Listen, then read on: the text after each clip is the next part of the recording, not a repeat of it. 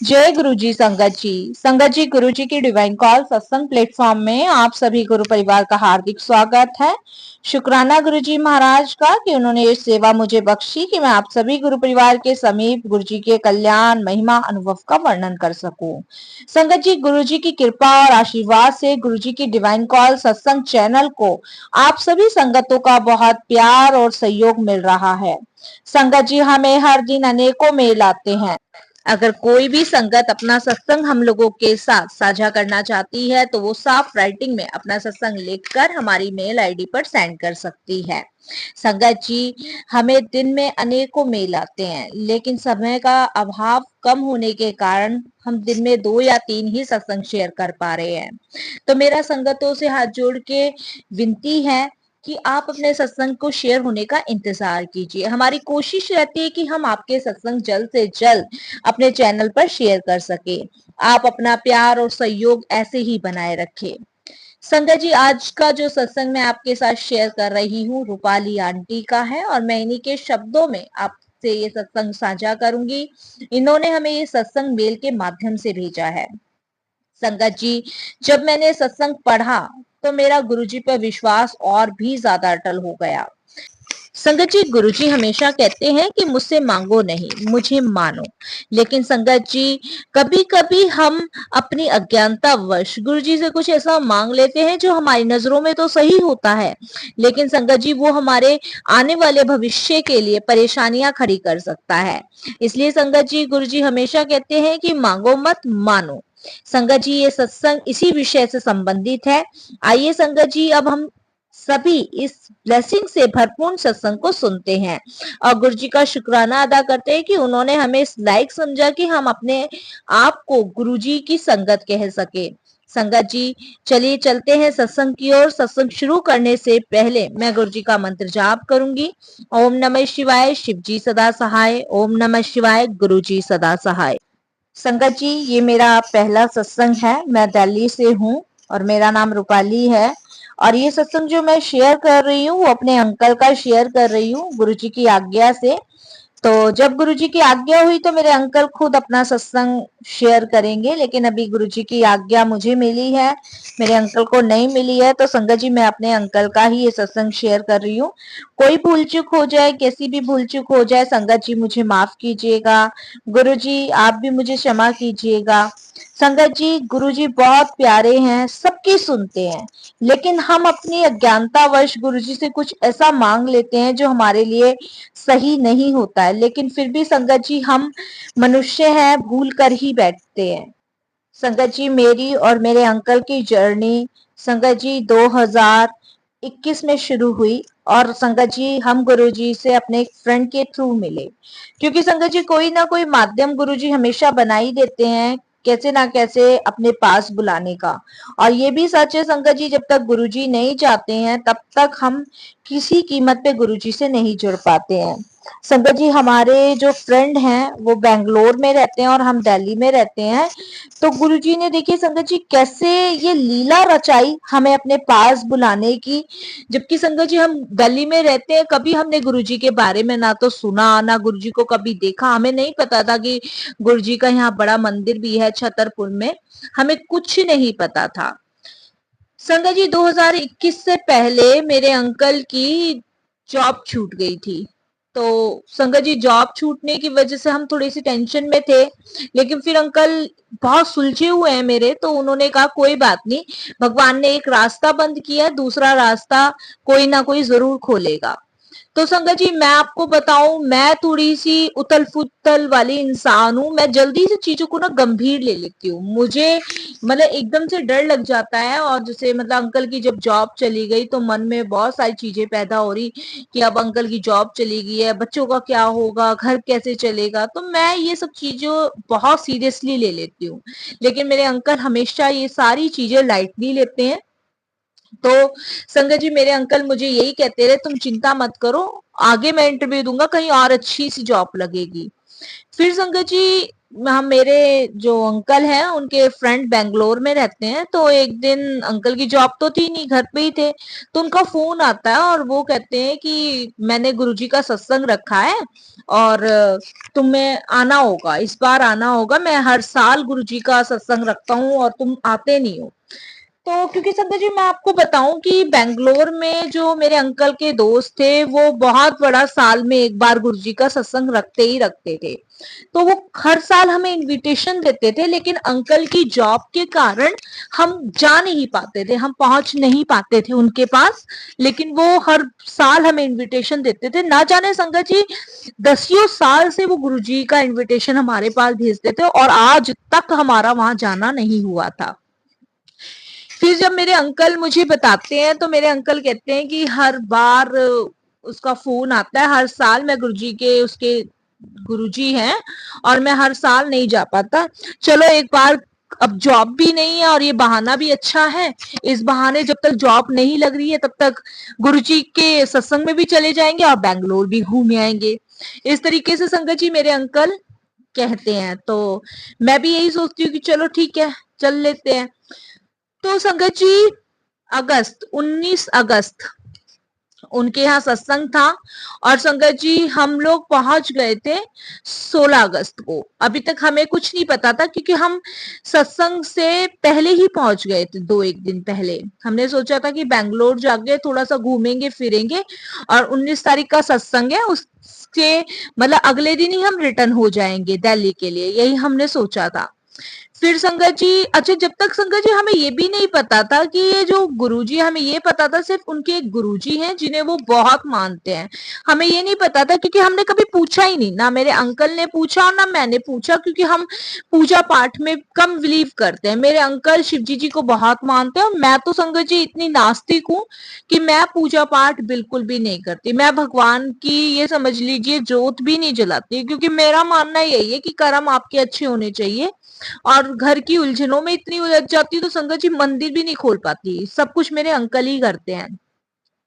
संगत जी हम 16 तारीख को बैंगलोर मतलब दिल्ली से बैंगलोर के लिए रवाना होते हैं और पहुंच जाते हैं। पहुंचने के बाद संगत जी हम देखते हैं कि वहां पे तैयारियां जोर शोर से हो रही हैं, सत्संग की काफी जोर शोर से तैयारियां हो रही हैं और ऐसा सा माहौल क्रिएट था उनके घर में संगत जी जैसे किसी बच्चे की शादी हो रही हो, क्योंकि वहां पे ये अरेंजमेंट और जो सत्संग था वो बहुत बड़े बैंक्वेट हॉल में था, बहुत बड़े बैंक्वेट हॉल में। और वो साल में एक बार ही गुरुजी का सत्संग करवाते थे अगस्त में, क्योंकि उनका अब पहले हमें नहीं पता था, लेकिन अब जब हमें पता चला तो संगत जी ये पता चला कि जो उनके 2 बेटे हैं वो गुरुजी ने ब्लेस किए हैं, क्योंकि उनकी वाइफ कभी भी बच्चा कंसीव नहीं कर पाती थी, तो ये बच्चे गुरुजी की ही ब्लेसिंग्स हैं।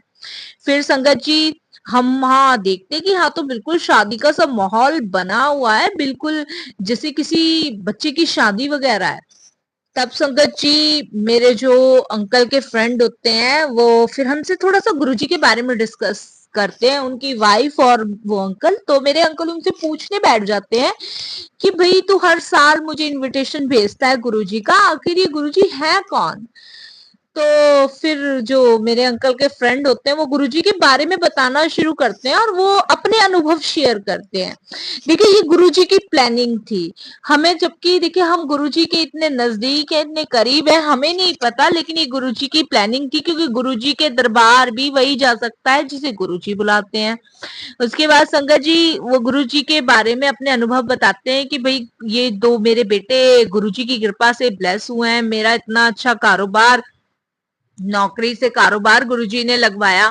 बहुत सारे उनकी वाइफ भी शेयर करती हैं और वो कहते हैं कि आज देख तेरा बुलावा आ ही गया, 10 साल से मैं तुझे बुला रहा हूँ और 10 साल से तू नहीं आया ना, आज तेरा बुलावा था और देख गुरुजी ने तुझे बुलाया है इसलिए तू यहाँ तक चल के आया है। और जबकि गुरुजी का दरबार तो देख, बड़ा मंदिर तो दिल्ली में ही है, तू आज तक वहां नहीं गया होगा। मैं भी संगत जी एकदम से हक्की बक्की रह गई और मेरे अंकल भी हक्के बक्के रह गए। हमने कहा दिल्ली में है गुरुजी का बड़ा मंदिर? कि हाँ गुरुजी का बड़ा मंदिर दिल्ली में है, छतरपुर मेहरौली में, और तू कभी वहां गया नहीं? तो मेरे अंकल बोलते मैंने तो कभी नाम भी नहीं सुना और कभी तेरे से फोन पे बात होती थी तो कभी गुरुजी का डिस्कशन भी नहीं हुआ, तू बताता था लेकिन मैंने कभी ऐसा पूछा नहीं। तो उन्होंने फिर हमें ये चीज कही कि वो जब गुरुजी की मर्जी नहीं थी, अब गुरुजी की मर्जी है, वो तुझे अपने से जोड़ना चाहते हैं, तेरा कल्याण करना चाहते हैं। तब भी संगत जी हमें थोड़ा थोड़ा समझ आया, और मैं अपनी बात करूं संगत जी तो मुझे बिल्कुल भी समझ नहीं आया उन लोगों की बात, लेकिन मेरे अंकल को वो चीजें समझ आ रही थी। क्योंकि संगत जी सबसे पहले गुरुजी ने मेरे अंकल को जोड़ा है, फिर मेरे बच्चों को जोड़ा है, और फिर संगत जी आखिरी में मुझे जोड़ा है, क्योंकि मैं बहुत पाप से भरी हुई थी मेरे ख्याल से, और संगत जी बहुत नेगेटिविटी मेरे अंदर थी, और बहुत ज्यादा शायद कर्म मेरे इतने माड़े थे कि गुरुजी ने पहले मुझे नींबू की तरह निचोड़ा, फिर बर्तनों की तरह मांजा, और फिर अपने आप से कनेक्ट किया। फिर संगत जी ये शेयर करने के बाद तो मेरे अंकल के दोस्त कहते हैं कि कोई बात नहीं, अब तो गुरुजी से खुद ही मिल लियो और खुद ही देख लियो कि गुरुजी हैं कौन। और फिर मैं और मेरे अंकल कहते हैं कि हम तो गुरुजी के सत्संग को पहली बार अटेंड करने, क्या करना है क्या नहीं करना है। तो वो बताते हैं कि देखो कुछ करने की जरूरत नहीं है, गुरुजी अपने आप सब करवा देंगे, आप बस निश्चिंत होकर बेफिक्र होकर सिर्फ आप गुरुजी से कनेक्शन बनाने की कोशिश करो, बस उन्होंने यही कहा। और फिर मेरे अंकल बताते हैं यार मेरी नौकरी भी गई हुई है और ये वो, तो वो पता है संगत जी सबसे बड़ी परेशानी की बात मेरे लिए ये थी कि सब नौकरी मेरे अंकल के जाने को बिल्कुल लाइटली ले रहे थे। एक बंदा होता है ना जो ये कहता है यार नौकरी चली गई, चल तू कहीं और इंटरव्यूज दे, ये कर वो कर। लेकिन वो जो मेरे अंकल के दोस्त थे उनकी वाइफ थी, वो सिर्फ एक सिंपल सा सवाल कह रहे थे, तू चिंता मत कर, गुरुजी बैठे हैं तुझे और तेरे लिए कुछ अच्छा ही सोचा होगा, उनके शब्द ये थे। और मैं संगत जी वहां टेंशन में ये थी कि मैंने कहा अब यहाँ से जाके फिर अंकल इंटरव्यू देंगे और फिर जॉब के लिए अप्लाई करेंगे, पता नहीं कब लगेगी कब नहीं लगेगी, मैं ये सब चीजें सोच रही थी। फिर संगत जी शाम का सत्संग था 19 तारीख का, और संगत जी हम सब बैंकाटॉल गए। संगत जी जब हम बैंकाटॉल गए और संगत जी मेरी आंखें तो एकदम से फटी की फटी रह गई। आप यकीन नहीं मानेंगे संगत जी, इतना सुंदर वो बैंकाटॉल सज रहा था जैसे कोई एक दुल्हन सजती है इस तरीके से। और बाहर गुरुजी के बहुत बड़े बड़े स्वरूप लगे हुए थे और लिखा था गुरुजी का आश्रम, ऐसे करके लिखा था। और जय गुरुजी, शुक्राना गुरुजी, और साइड में संगत जी फूलों से इतना सुंदर डेकोरेट शिवलिंग हुआ पड़ा था।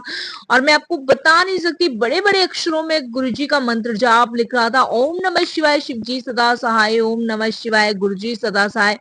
हम एकदम संगत जी कहाँ देखे कहाँ नहीं देखे समझ नहीं आ रहा था। मेरे मेरे अंकल का दोनों का ये हाल था संगत जी, एक जगह देखे तो दूसरी जगह से नजर ना हटे, दूसरी जगह देखे तो तीसरी जगह से नजर ना हटे। हम संगत जी देखे तो देखे कहाँ, कुछ समझ नहीं आ रहा था। जब बाहर की इतनी सुंदर डेकोरेशन हुई थी तो अंदर क्या होगा संगत जी, वो सोच के मैं तो बड़ी एक्साइटमेंट थी। जबकि संगत जी गुरुजी की तरफ कोई ध्यान नहीं था, लेकिन वहां के डेकोरेशन पे मेरा ध्यान था, लेकिन मेरे अंकल का गुरुजी की तरफ ध्यान था। हम संगत जी जब अंदर जाते हैं तो आपको मैं बता नहीं सकती संगत जी, इतना सुंदर स्वर्ग की तरह सजा था वो बैंक्वेट हॉल। गुरुजी का इतना बड़ा स्वरूप था संगत जी, इतना बड़ा कि आप मानोगे नहीं कि मैं आपको क्या बताऊं, कितना बड़ा स्वरूप था, मैं बयान नहीं कर पाऊंगी। और संगत जी चारों तरफ गुलाबों के फूलों की खुशबू और गुलाबों के फूलों से सजा हुआ। और संगत जी इधर गंगा बह रही है, इधर जमुना बह रही है, और इधर संगत जी मतलब बहुत सुंदर था बहुत। और उसके बाद संगत जी मैं जब अंदर जाती हूँ और मैं देखती हूँ कि संगत आती जाती है, वहां के जो सेवादार हैं वो बिठाते चले जाते हैं। लेडीज एक साइड बैठ रही थी, जेंट्स एक साइड बैठ रहे थे, और संगत जी इतने सारे सेवादार थे, इतने सारे सेवादार थे, और संगत जी वो वहां बैठा रखा था सबको। जब संगत जी 6 बजे का सत्संग था और जैसे 6 बजने वाले थे संगत जी, सब 6 बजने से कुछ देर पहले सारी संगतें खड़ी हो गई, क्योंकि संगत जी मेरे और मेरे अंकल के लिए वो माहौल एकदम नया था। तो वो सत्संग हमने फर्स्ट टाइम अटेंड किया था, हमें नहीं पता था। और सारी संगत खड़ी हो गई और संगत जी जैसी वेलकम बैंड बजा, संगत जी एकदम मेरे तो ये समझ लो रोंगटे खड़े हो गए। एकदम से वेलकम बैंड बजे, जैसे ऐसा महसूस हुआ कि ईश्वर जो है साक्षात हमारे पास से गुजरे हैं। और संगत जी इतनी फ्रेग्रेंस इतनी खुशबू गुलाबों की कि संगत जी बताना नामुमकिन है। ऐसा लग रहा था जैसे पूरा बैंक्वेट हॉल गुलाबों की खुशबू से भर गया है। और संगत जी वेलकम बैंड बजने के बाद फिर सब लोग वहां बैठे और संगत जी शबद गुरबानी चलने लग गई। जब शबद गुरबानी संगत जी वहां चलने लग गई और इतनी पॉजिटिविटी आ रही थी उस समय मुझे और मेरे अंकल को कि मैं आपको बता नहीं सकती। और संगत जी जब तक मैं नहीं जुड़ी थी गुरु जी से, मेरे को पॉजिटिव भी बहुत फील हो रही थी, अच्छा लग रहा था, वहां पे शबद गुरबानी चल रहे थे, बहुत अच्छा लग रहा था। लेकिन मैं देखती हूँ साइड में मेरे अंकल जी जहाँ जेंट्स बैठे थे वहीं बैठे थे और मेरे अंकल जी रोने लग रहे थे। मैं अपने अंकल को देख रही थी, मैंने कहा ये रो क्यों रहे हैं। लेकिन संगत जी उस समय गुरुजी कनेक्ट मेरे अंकल को कर रहे थे और मेरा कनेक्शन अभी गुरुजी ने किया नहीं था। उसके बाद संगत जी फिर कुछ देर बाद चाय प्रसाद बटा और फिर संगत जी सबसे बड़ी बात है कि एक बार चाय प्रसाद मिलने के बाद संगत जी वहां दोबारा किसी को चाय प्रसाद नहीं दे देते, सिर्फ एक बार ही दे देते। लेकिन मेरे अंकल को 2 बार मिला उस दिन। और संगत जी फिर उसके बाद चाय प्रसाद करने के बाद फिर संगत जी शबद चले, मंत्र जाप हुआ और संगत जी फिर लंगर।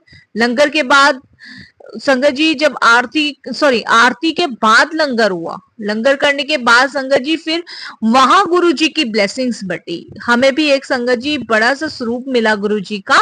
और संगत जी फिर सभी संगत आज्ञा लेके वहां से जाने लग गई।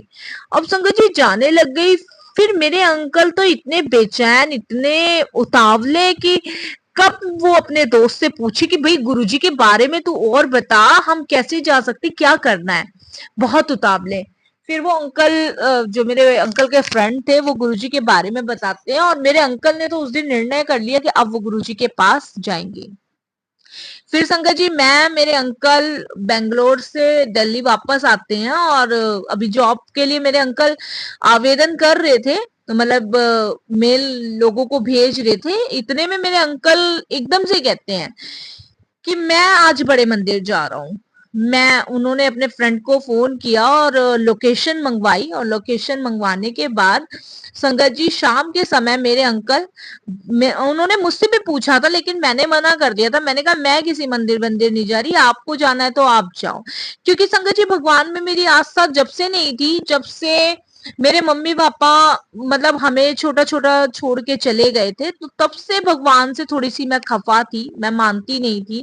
और संगत जी वो है ना मूर्ख आदमी अपने अहंकार में आके और सारा दोष भगवान को थोप देता। तो वही संगत जी शुरू से मेरा था कि भगवान ने मेरे पेरेंट्स को ले लिया है, कोई भगवान वगैरह नहीं होता, अगर भगवान होते तो ऐसा नहीं करते, ये सब थिंकिंग मेरी थी।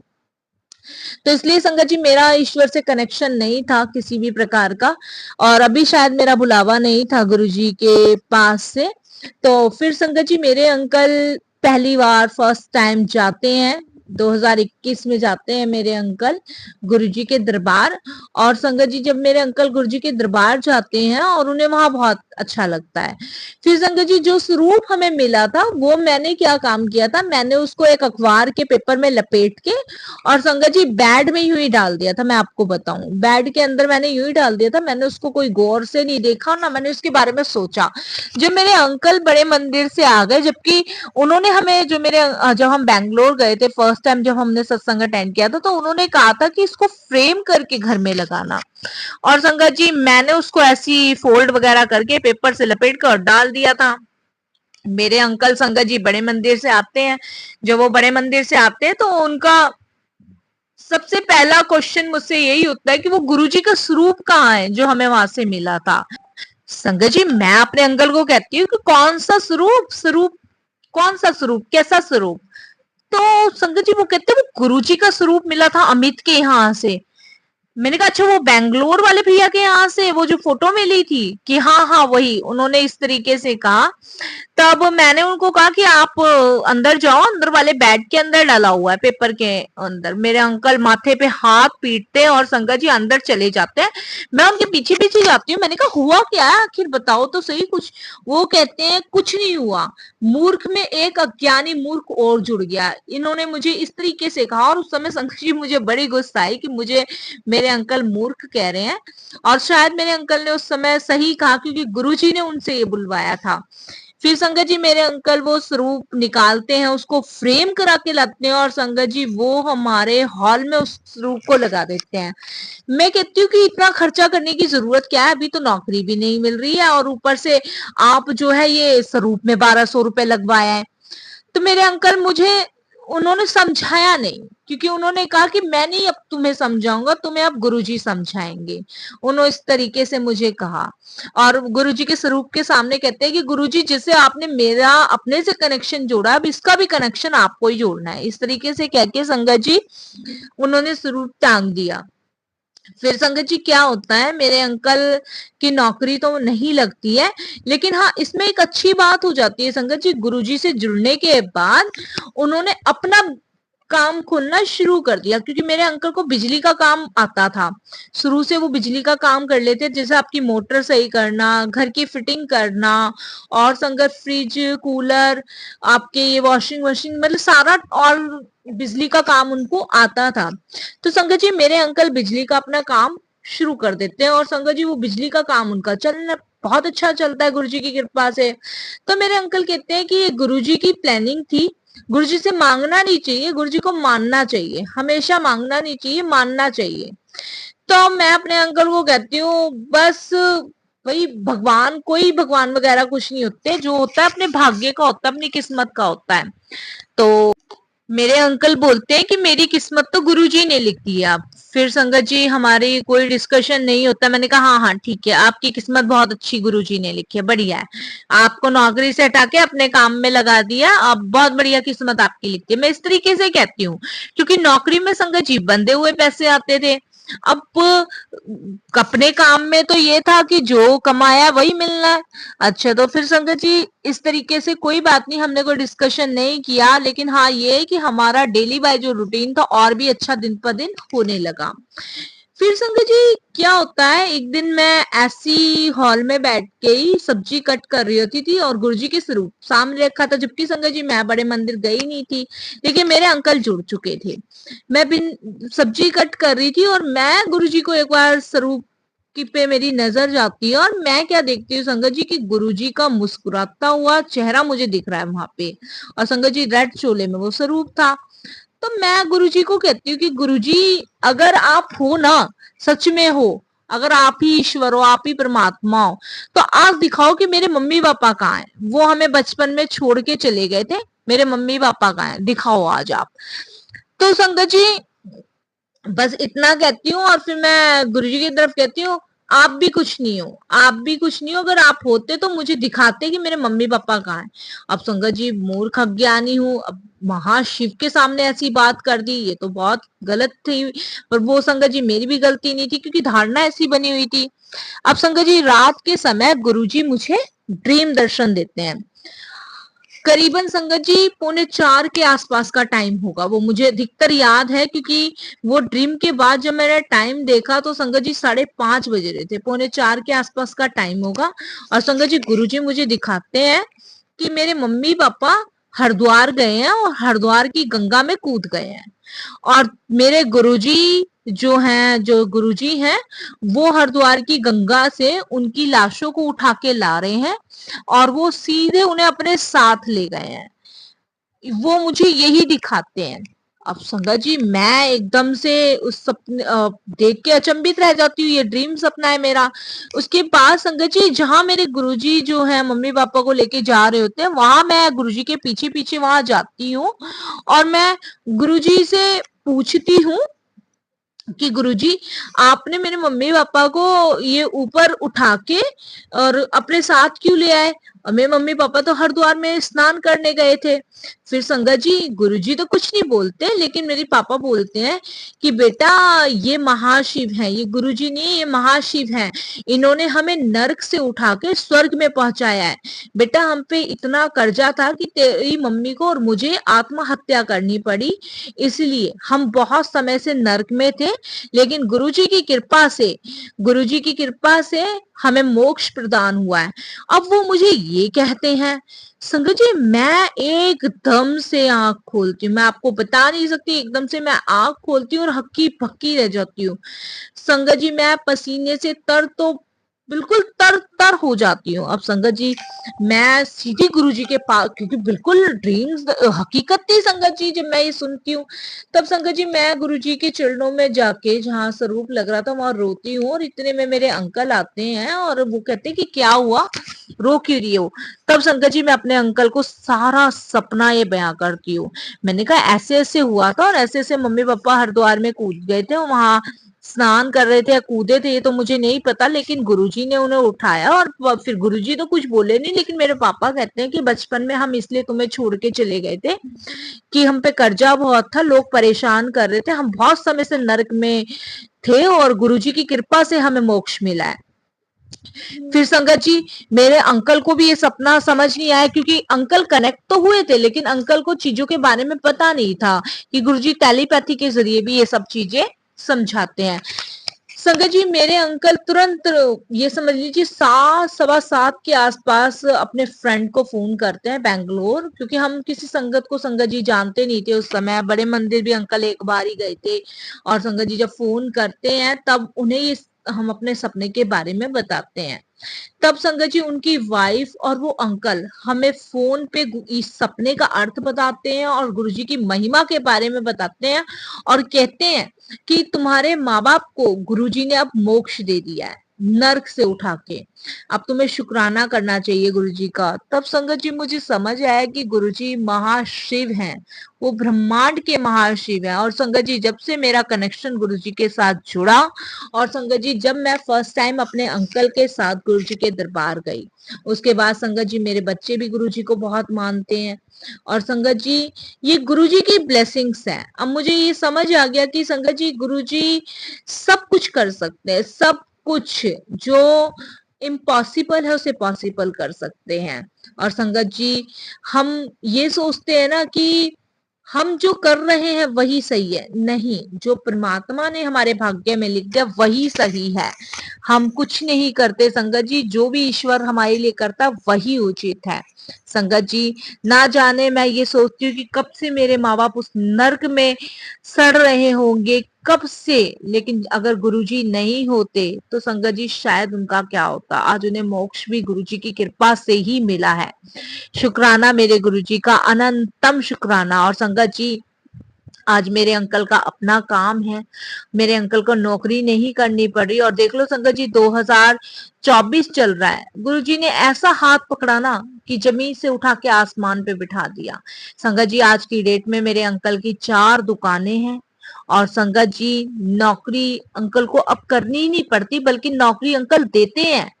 2-4 उन्होंने लड़के भी रख रखे हैं 4 दुकानों में अलग अलग, कभी अंकल नहीं जा पाते और तो वो लड़के संभालते हैं। और संगत जी ना जाने कितने सत्संग मेरे अंकल और मैं अटेंड करते हैं। हर सोमवार को गुरुजी के यहाँ जाना है, माथा टेकना है। और संगत जी जहां सत्संग होता है, दिल्ली में कहीं भी किसी भी कोने में सत्संग होता है, संगत जी चाहे कोई इनविटेशन आए चाहे नहीं आए, हमें सिर्फ पता चलना चाहिए कि यहाँ सत्संग है, हम संगत जी जाते ही जाते हैं। चाहे उस दिन हमें अपनी दुकान बंद करनी पड़े, चाहे उस दिन संगत जी हमें कितनी भी परेशानी हो, लेकिन संगत जी हम गुरुजी का सत्संग नहीं छोड़ते, हम जाते तो जाते ही हैं।